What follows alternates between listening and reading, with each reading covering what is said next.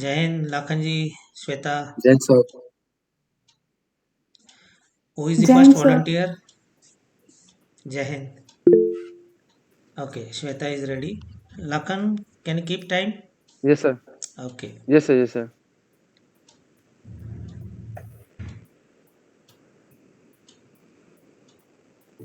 You can start. Okay. Good morning, everyone. This is me, Shweta Singh, and today I am going to tab on a topic about ASEAN organization. The Association of Southeast Asian Nations is a regional organization which was established on 8 August 1967 in Bangkok, Thailand, with the signing of the ASEAN Declaration to promote a political and social stability in that region. The motto of the ASEAN is One Vision, One Identity, One Community. The objectives of the ASEANs are: first, to accelerate economic growth; second, to promote regional peace and stability; third, to promote active collaboration and mutual assistance; fourth, to collaborate; fifth, to promote Southeast Asian studies; sixth, to maintain close and beneficial cooperation with existing international and regional organizations. Now, what is the relation with India? In 1992, India became ASEAN's a sectoral dialogue partner. In 2002, India and ASEAN began to hold annual summit level meetings. In 2003, India ASEAN Free Trade Agreement in goods were concluded. In 2018, India ASEAN celebrated 25th year of their relationship by holding a commemorative summit. Now, why Asian country is significant for the India? We all know that a Southeast Asian country is in the middle of the Indian and Pacific Ocean, which helps India to counter China in the South Pacific Ocean, and also it helps to promote the and it also helps to counter in insurgency in the northeast, combat terrorism, tax invasion, and etc. Thank you so much. Okay, Shweta, a little less prepared today. No issue. Two Uh, minutes. 2 minutes Sir, 25 seconds. Sir. okay. actually I prepared but I got confused कि अब मैं क्या बोलूं. Okay, okay. The ASEAN countries, the group, like many other groups, this is also one of the association where the countries are coming together, having some agenda, economic partnership, some common security interests. And the grouping of such countries is to have more confidence that there are some partners. In case of trouble, we will be not alone. So ASEAN countries and India is also a very good partner for this group. India has moved ahead, having strategic partnership. India is a reliable friend for any such group. There is no question about it. But the problem is, that is my opinion. Any group you take today, whether it is AUKUS or BRICS or for that matter SARC or P5, P8, G20, all these groups, even you see now about Russia Ukraine war. Ukraine is pushed into war because of the NATO membership issue. But then who is suffering? Has the parent group, though Ukraine is still not part of that NATO, but that is the real cause of war. So ultimately, Ukraine is suffering. People may be helping them, the other nations, but the common citizens' hardship or the education of future generation, everything is in turmoil now. These groups should be so strong. They should be able to prevent war. They should be able to prevent terrorism. That is not happening. If any group is able to prevent terrorism, then we can say yes, these groups are helping. But to prevent terrorism, we need honest association, which is questionable. Counterterrorism requires strong intelligence sharing, which is not happening.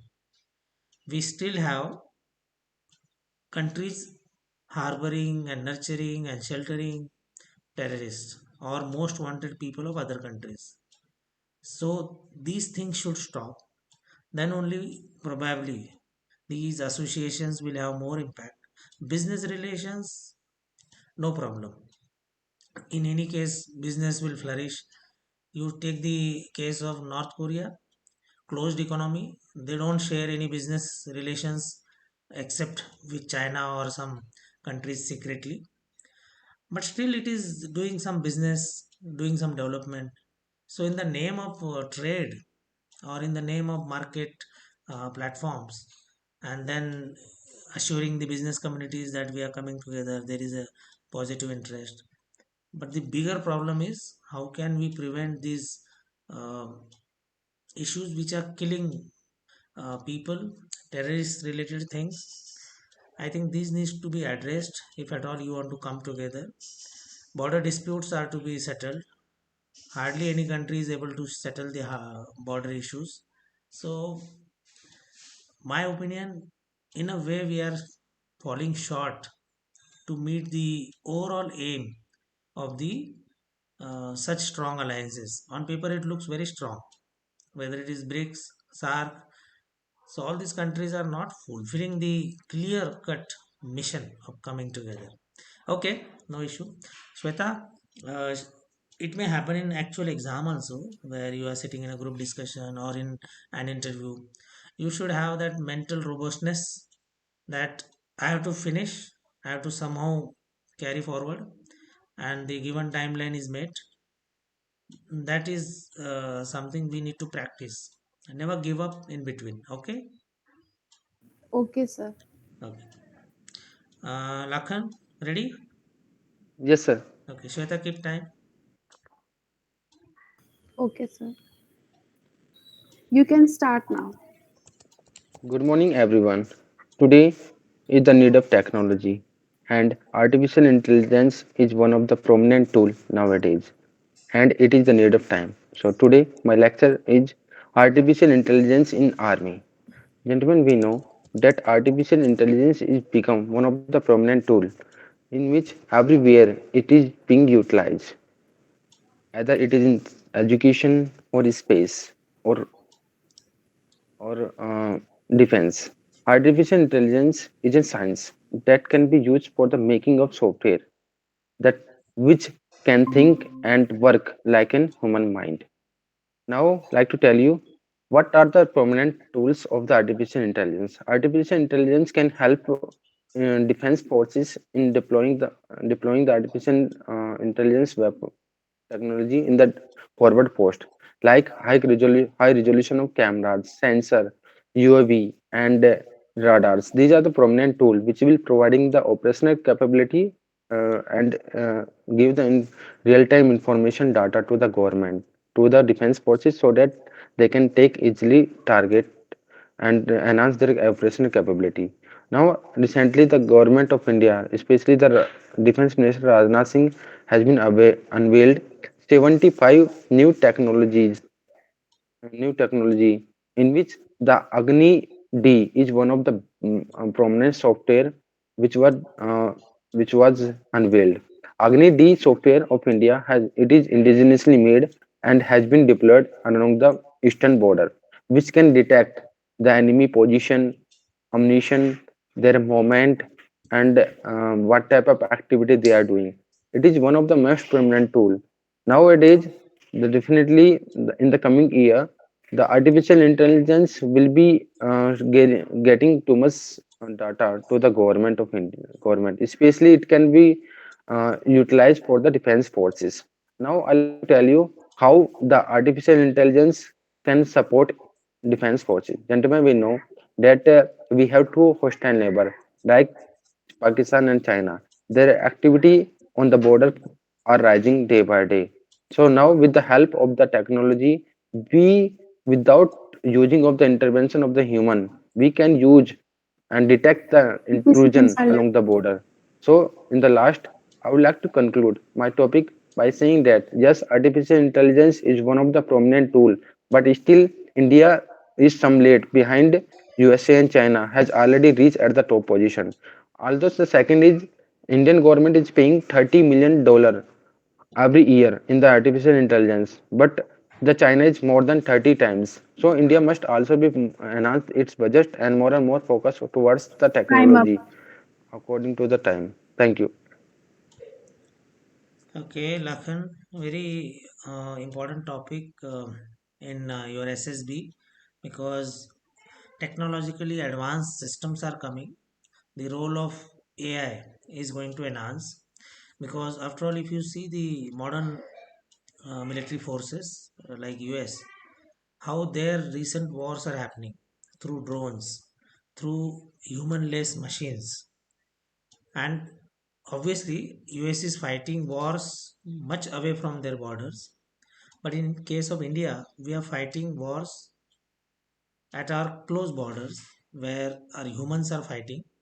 So the first and foremost aim of AI enabling will be to save our soldiers' life, to our troops' life and officers' life. So unmanned aerial vehicles, timely detection through radars, then transportations, data processing, some kind of decision making will be easy if we have better data processing, large data processing. So these are the things which will help us, or the AI's applicability will be more prominent in times to come. But after all, whatever use US could do in Indian scenario, it will have different angle to it.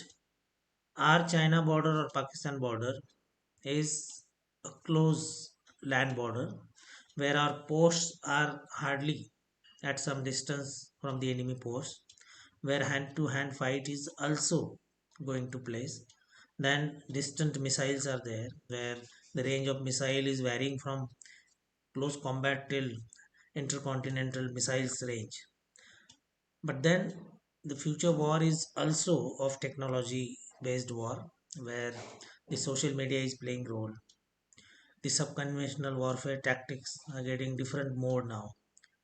So face to face war is unlikely, but while we are saying this, exactly opposite is happening in Israel case or in Ukraine case, where the urban warfare is on, where the humans are actually in urban areas and they're fighting.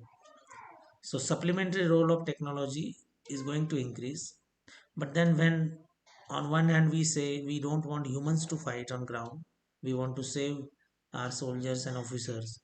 But on the other hand, the warfare happening in the contemporary world is not suggesting whether we will get rid of human intervention. The man behind machines will always be important. US could do it because they are fighting away from their borders where drones are taking off from their warships, dropping bombs or doing some surveillance and all those things. Their human are less actively participating, but machines are doing more role. In their case, it is quite evident that AI is helping them or the modern technology is helping them. But in most of the countries' case where they are going to fight closely in their borders, it will be difficult to get rid of human intervention and human element from the war zones. Good Lakhan, these topics are important, different dimensions, some live examples, all those things you should be able to quote. Okay, good. Delivery of lecture, it is good. Confidence is good. Okay. Sanjivani or Subodh, who is ready? Yes, sir. I'm ready. Okay. Lakhan, please keep time again. Yes, sir. You can start. Good morning to all. Today, my lecture topic is India Defense Export. In the financial year 2021-22, India Defense Export reaches 30,000 crore in the highest ever. As of 2021, India is the 23rd largest arm export in the world. India's share in defense export market in 0.2%. 10 countries China, France, Germany, Russia, US, Israel, Italy, South Africa, South Korea, Spain, and Britain have a 90% share in defense export in the market. India BrahMos deals with the Philippines. Worth is 2,800 crores, signed in January 2022. In the first major defense export, this deal is the milestone in India relation with the India Pacific region. India can pave the way for potential defense export in agreement with the Vietnam, Indonesia, Malaysia, and Thailand. Also, defense budget 2022-23 open in 25% of the R&D funds to prove that sector for startup and academia. Moreover, the budget also mentioned that 68% of the capital outlay will be spent on producing the equipment for domestic defense manufacturing company. This is the big booster for the domestic defense industry, can fool the path and for Atmanirbhar Bharat in the defense sector. This can lead to increase the defense export for India.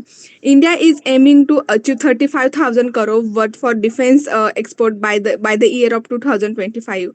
Also, what more need to be done by India? First is to compete with the biggest defense export in world. India need to manufacture high quality and advanced weapon at competitive and affordable price. Also, India should work to making the deals with biggest arm exporters such as Saudi Arabia, Egypt, Australia to increase the defense export in the great extent.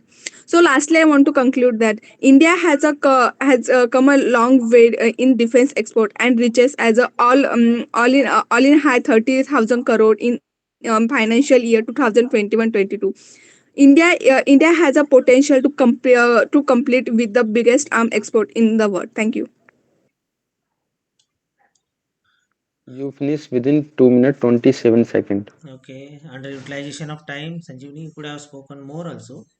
But anyway, topic is good, and it is something like India's story, where when we got independence, we were of the opinion that as a country that we may not be focusing more on our defense, and that is how, on one hand, technology was advanced in space.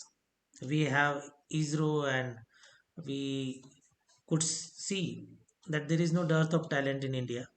But on the other hand, the defense requirements, despite having regular wars, 47, 48 war, 62, 65, 71, 99, despite having regular wars, we never focused on defense production. We kept on importing latest technology, latest fighters, latest tanks, guns, radars. This is something which is really making question mark on our strategic thinking. After all, we wanted to be a developed nation. We were focusing on growth. We had talent. We had population. We wanted to create employment, and we wanted to reduce imports. Oil import was unavoidable, but defense import, defense related equipments and accessories and everything could have been started little long back about the Atmanirbhar mission. Anyway, we failed on that account. But off late, when I think 2016-17 data suggests around 1500, 1600 crore worth export was happening. I think 22-23 the data what Sanjivani was highlighting around 16,000 crore. The next milestone in couple of years, maybe 24-25, the mission is 35,000 crore. It is possible because there are many countries who are now believing in our capability. See, in the international market, there are some beliefs and opinions. US technology, yes, people believe. Russian technology, the Study part of it, people always believed. Chinese technology, people are suspicious. China has not gained the confidence of other countries because of its own nature and the past. So India, when entering into such domain, India has got more reliability factor. The credibility is more, so we can take advantage of it. So whatever product we are going to launch, whether it is BrahMos missile or some kind of aircrafts or some kind of naval related productions, we will always have upper edge because our credibility is high, and we can soon have a very vertical trajectory in terms of the export statistics, and that is need of the hour, because if we want to be a self-reliant nation in defense related things, we have to prove that we have every arsenal uh, produced indigenously, and then only we can actually have upper edge when it comes to strong negotiations in any sphere, because defense is backbone. If you have strong air bases, air warfare capabilities, land warfare capabilities, and more importantly the naval warships, we will have strong negotiation platform. So we are late, but we are coping up fast, and it's a good sign. ISRO's credibility is also helpful, because if we can produce satellites, we can land at moon, the credibility goes high. These are smaller technologies compared to the space related things. There is no question on that. So maybe in times to come, we will be a very, very big nation as far as the export statistics goes. Okay, Sanjivani, good. Who is next? Subodh. Sir, I'm Okay. yes, sir. Sanjivani, keep time. Yes, sir. You can start, Subodh. So, good morning. Today's my lecture topic is India-Pakistan relation, India-Pakistan war. So, India and Pakistan, they are the neighbors, we can say, but the hostile neighbors, and they fought almost four wars. Like the first war, which was fought in 1947-48, the first Kashmir War, then 1965 war, 71 war, and the last 1999 war. The war not yet over yet because we have been indulged in the proxy wars also. If I talk about the first war of 1947, so it is the first war of Kashmir. Means when Pakistan get to know that the Maharaja Hari Singh of Kashmir, that he will cede to India by some compulsion. So it sent its intruders, that is the tribal Afghans, into the territory of Jammu and Kashmir, and they created havoc over there. But after signing the instrument of accession with Indian government sent its military, and we successfully tackled the problem of the intruders. But still, it is a problem. Uh, from that point of time, we control the two-third part of the Kashmir, the Kashmir Valley, Jammu and Kashmir region, and the Ladakh. And Pakistan control almost the Azad Kashmir and the Gilgit-Baltistan region. The third part, I think, it is one-third part of the Kashmir. After from that point of time, we faced the next war in 1965. In 1965 war, we also faced the 1962 war with China. And considering that Pakistan considered that after facing 1962 war, India don't have the capability to face another war, and Pakistan launched again another war with India. The Pakistan launched operation is Operation Gibraltar, and it ended again the defeat of Pakistan. Like we signed the Tashkent Declaration, and after that we declared a ceasefire. But India is on the upper hand while declaring the ceasefire, and USA and Soviet Union also mediated into that war. Then the one of the most important war in our history, that 93,000 troops surrender, that is the 1971 war. General Field Marshal Sam Manekshaw created history by surrendering 90,000 Pakistani soldiers. So the war started in 1971. We know that the crisis of Bangladesh happened. A lot of refugees came into India, and there is political crisis. Like the leader of East Pakistan, that is Bangladesh, Sheikh Mujibur Rahman, and the West Pakistan leader, that is the Zulfikar Ali Bhutto and Yahya Khan. This created a lot of havoc. Last 30 seconds. They took Sheikh Mujibur Rahman to captive in Pakistan, and it created a lot of havoc. But again, we emerged as victorious in that war. Then one of the war which we fought recently, that is the 1999 war. Again, Pakistan intruded into the Indian territories and captured it by deceit. But our Indian soldiers fought very brave, and it ended into once again the defeat of Pakistan. But the war is not yet Time over. up. We have been facing proxy wars with Pakistan since then, like the 2001, 2002 Parliament attack, then the Akshardham temple attack, then in 2008 the fearful attack, that is of the Mumbai attacks. Then we have faced the Uri attack, then the Balakot airstrike. So one and all, in the end, I want to conclude that, and according to the conclusion, I want to give the statement which our External Affairs Minister Jay Shankar quoted, that the perpetrators of terrorism and the victim of terrorism can't sit together. If we want to solve these issues of proxy wars, and we have to end all the things, the we could say the one of the most bad memories in the past. So we have to almost end the terrorism activities, and then only India will talk about. India will become a India and Pakistan. There will be a friendly relation between India and Pakistan, and it is a strict warning from India that if you can't stop terrorism, then we will also face your. You could say it as the war with bravery. Thank you. Okay, Subodh. Um, Very big topic actually. If we see India-Pakistan wars, but if we want to summarize how Pakistan has uh, failed to address this their hunger, 47-48, it was tactics of that raiders. It was always the lack of braveness in Pakistan's approach. If at all we want to call in the military way, it is a dirty tactics. Pakistan has always used dirty tactics.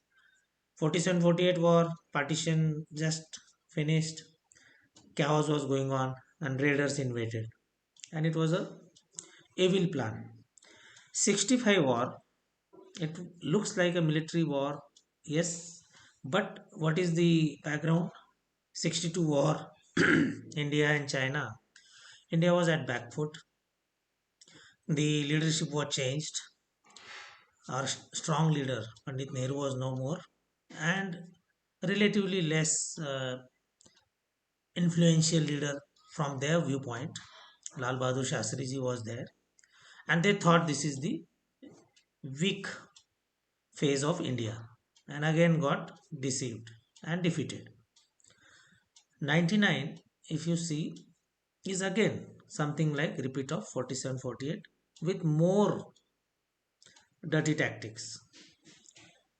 In between, 71 is different. 71 war is a war which we also probably wanted.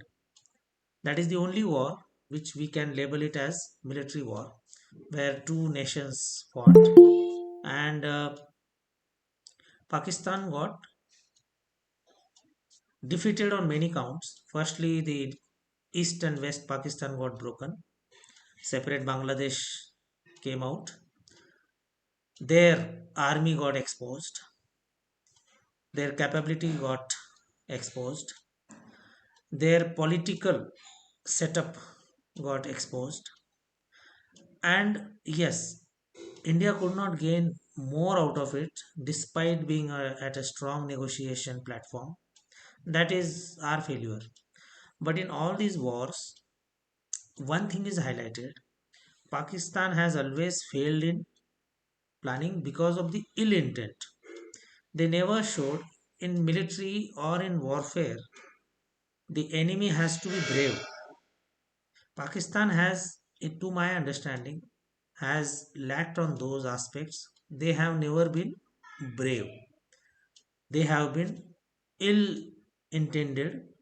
They have been of the opinion that we cannot face India openly, and always took support of raiders or mujahids or some kind of other elements, and proved that India and Pakistan, if at all Pakistan has to take on, it will be sub-conventional war which will help Pakistan.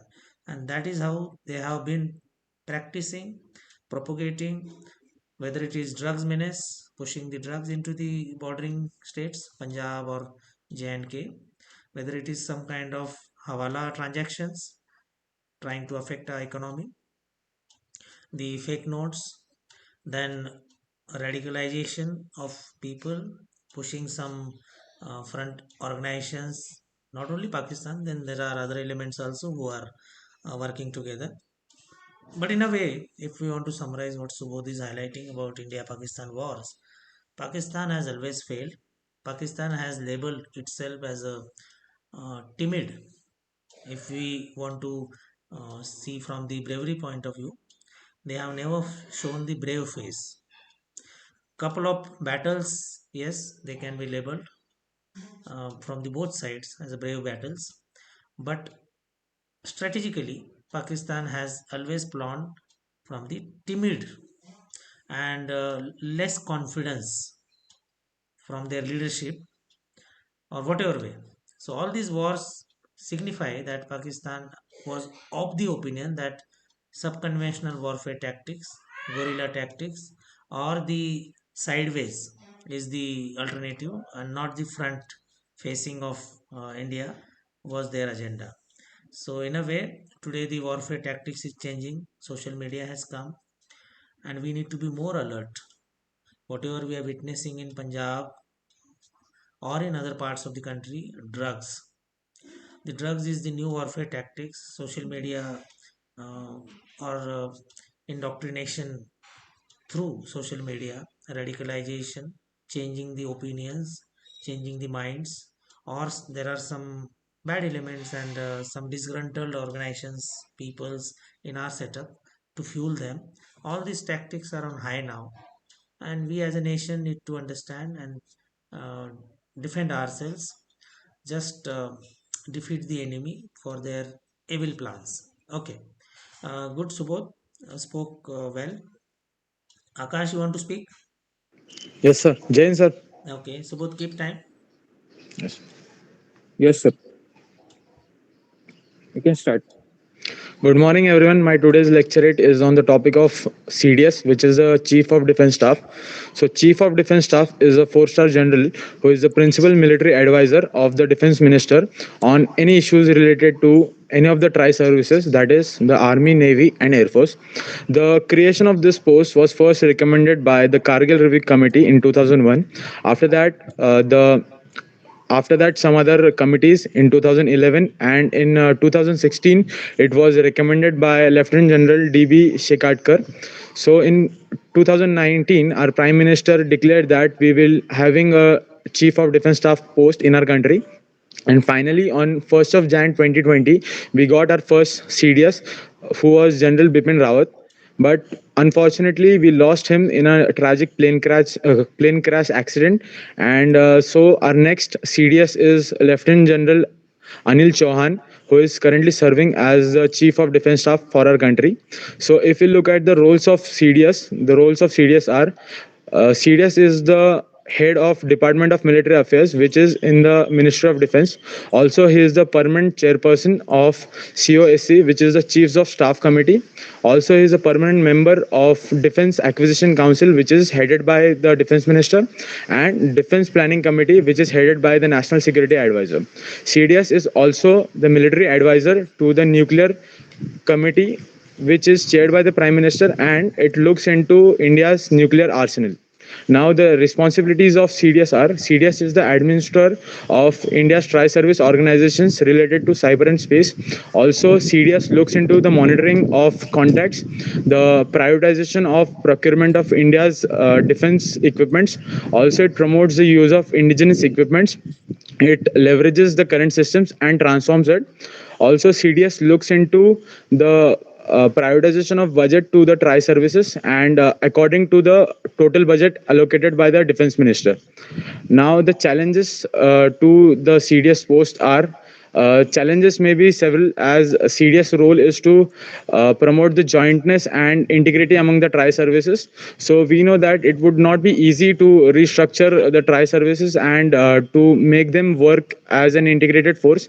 So CDS has the challenge of making all the tri Last 30 seconds. So CDS has a challenge of making all the tri services integrated, and there are some resistance to the development of theater commands as well. Also, CDS will face the challenge of privatization of budgets according to the tri services, and each service will feel that they need more budget than the other one. Also, CDS has the challenge of making military competent enough to work on technological aspects, like technological warfares are there, like cyber warfares. Then we have other Time up. wars like low intensity warfares also. So in and all, I feel that CDS is an important pillar for our country, and it would add to the national security also. Thank you. Good, Akash. CDS. Akash has covered from very nice angles why it is created. After Kargil, we realized that our jointness was not there and we failed. We had enough intelligence from BSF, Army, RAW, and through various channels because we are fragmented when it comes to defense forces, uniform services. BSF is an entity, CRPF is an entity, police organization is an entity. Within Army, Air Force, Navy, these are separate entities. We may have Ministry of Defense, we may have Home Ministry, but these are fragmented legs which are working. And during Kargil, we suffered because of lack of synergy. Post Kargil, the analysis showed that we were not working together. There are so many duplicacy of efforts, but the purpose is not solved. For example, Army has got its own helicopters, has got its own UAVs. Similarly, Air Force has got its own helicopters, UAVs. Now, Coast Guard is also having their own warplanes, their own resources. So, if you see from the strategic and national point of view, we want to achieve our purpose, defending the country, saving the honor of the country, and then enemy should not be daring to do anything nonsense. But then, while doing so, the narrow vision comes into the organizations where more so in uniform services where the strict hierarchy, senior, juniorship, these are at play, and then superiority complex of everyone's own role. Air Force may think that we are the biggest influencer in war. Navy may think so. Army may think so. Similarly, BSF at their own domain may think so that because of them the war is going to get affected. But the larger interest when it comes to planning at the national level, there some coordination was required. Now comes CDS post, which was in this backdrop it has come. But the problem is the issue of again who will head, who will be elected and selected, placed there. For many years, this fight was going on because army on the manpower side is the largest, navy on the manpower side is lowest, air force is in the middle. But the problem is budget wise, air force and navy is having upper hand because their technology is costly. So budget share goes more into our air force and navy compared to army. And future war, all said and done, are technology oriented. So this dispute is not going to end. Who will head? So there was initially senior most chief and all those things was the debate. Now comes even lieutenant generals, retired lieutenant generals are eligible, and that is the proven case now. Lieutenant General Anil Chavan, who retired not as a general, he retired as a lieutenant general, and now he is the CDS. He is technically senior most now. Of course, the present generals are junior to him when it comes to service records because they are junior in age and service numbers also. Fortunately, it is my honor and great luck that I could serve with General Bipin Rawat and General Anil Chavan both because they were there in line of succession in one of the infantry division, and I was fortunate to be there. In between, another general was there. So knowing all these people, they all are great, they all are capable, but the problem of getting national mission solved, that is difficult. Who will head or who will be at the CDS place? This debate somehow led to different direction. This is, I think, maybe a compromise solution today. But the mindset of uniform services is very difficult to break. Whether the sitting chiefs, are they really with the mindset of receiving all orders, or it will take time?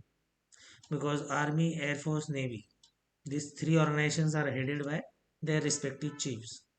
When it comes to sharing or sitting together and working together, in the war scenario, probably it will come more easily. But in the peacetime, it is difficult to sit together and listen to each other, or have that patience to accept that something more important is said by the counterpart. These are all complex things, but the loser is nation. Now theaterization is going to happen, which is in correct direction. General Bipin Rawat worked, if I am not wrong, on this philosophy of theaterization, and now General Anil Chavan has to carry forward and make it a success by implementing it in totality. So what is theaterization? It is resource pooling of all these services, because after all it is from the nation's common budget. We may individually see that this is my organization, but when it comes to national level, all are just sons of one parent nation. And when we want to utilize these resources effectively, we need to understand the holistic angle and should use resources in more effective way, so that we save money, we save manpower, and we use it somewhere else. This thought process will take little more time. Theaterization, if it happens and becomes effective, it will really help us. It will bring more power. It will have less loopholes. What exactly it is, like in a particular segment, Army, Air Force, Navy will work in a joint scenario. All representatives were there, joint command will be there, and better coordination will be there. For example, in your layman's language, we can say, in the district place, police intelligence is working, and there are other intelligence agencies also working. If they don't talk to each other, or if they don't know each other, there will always be a space, vacuum, void. The adversaries will take advantage of it. And exactly Kargil has happened because of this aspect. Otherwise, there was no question with such great army, air force, navy, BSF, CRPF, all those agents, police, J&K police. Everyone was there.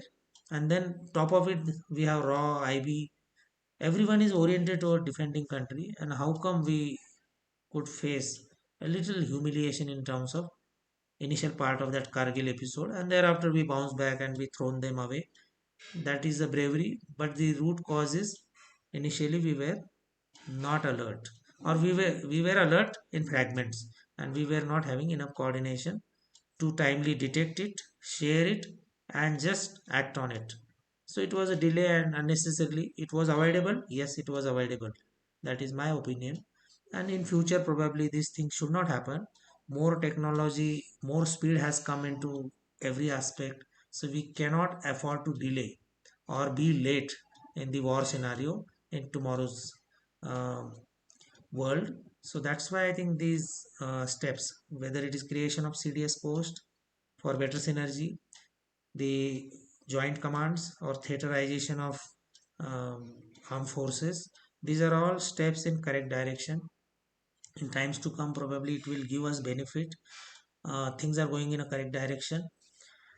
Akash, good. You spoke well. The points were very relevant, and you can, as a student, just say whatever is there, read, and a couple of examples. That is what is expected.